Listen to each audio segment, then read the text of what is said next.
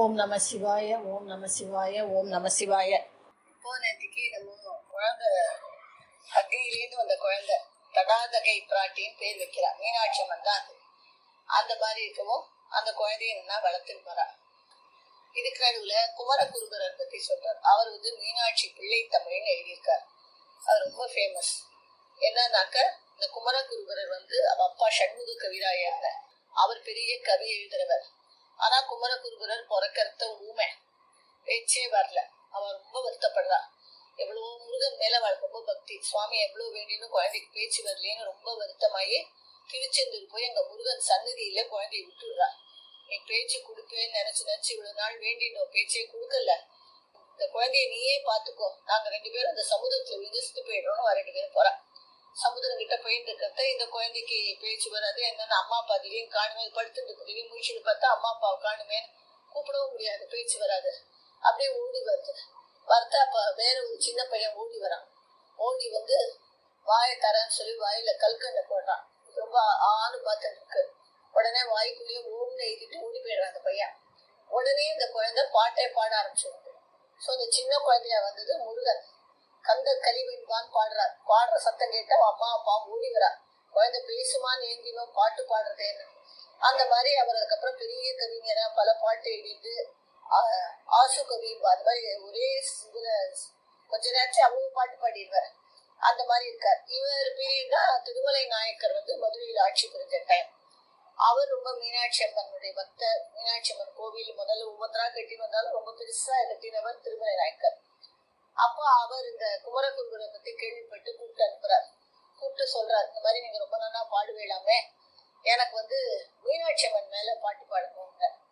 சரின்னு குமரகுருபரும் மீனாட்சி பிள்ளை தமிழ்னு மீனாட்சி அம்மன் குழந்தைகள் எல்லாம் என்னெல்லாம் விளையாட்டு விளையாடி இருப்பான்னு மனசுல இது பண்ணினேன்னா முருகனுடைய அருள்ல தான் அவர் பாடுறாரு.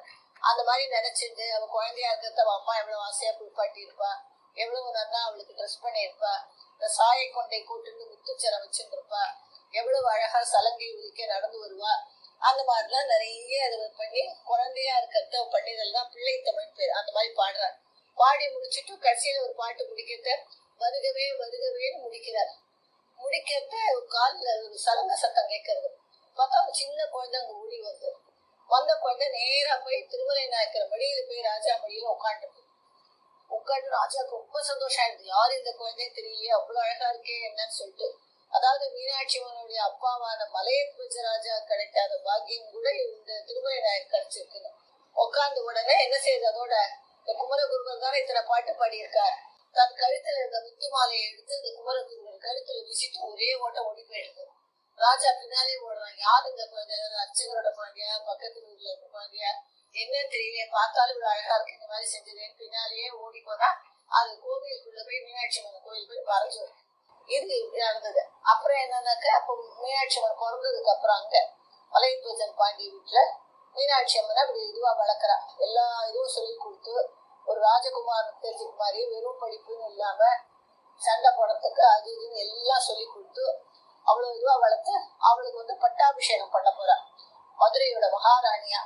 அதுக்கு அந்த சிம்மாசனத்துக்கும் அவ்வளவு பூஜை பண்ணி, கிரீடத்துக்கு அவ்வளவு பூஜை பண்ணி, மீனாட்சி அம்மன் அப்புறம் பல்லக்குல அந்த ஊரையே வலம் வரா. எல்லாரும் இப்படி பாக்குறா.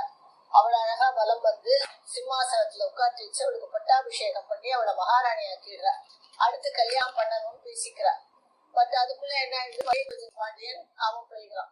சிவகிட்ட அவன் போய் சேர்ந்துடான். ஏன்னா அவனாலே சொல்லுவான், எங்க அப்பா சொல்லியிருக்கா, ராஜ்யத்தை ஆள்றதை விட சிவனை நினைச்சுட்டா அதுதான் முக்கியம். அந்த மாதிரி அவனும் பக்தியா இருந்து சிவன்கிட்ட போயிடுறான். காஞ்சனமால வருத்தப்படுறாங்க. சில பொண்ணு கல்யாணத்தை பண்ணி வைக்க முடியாதபடி போயிட்டாருன்னு. இவனுக்கு இப்ப கல்யாணத்துக்கு என்னன்னு பார்க்க போறா மகாராணியான மீனாட்சிக்கு. வணக்கம். நம சிவாய.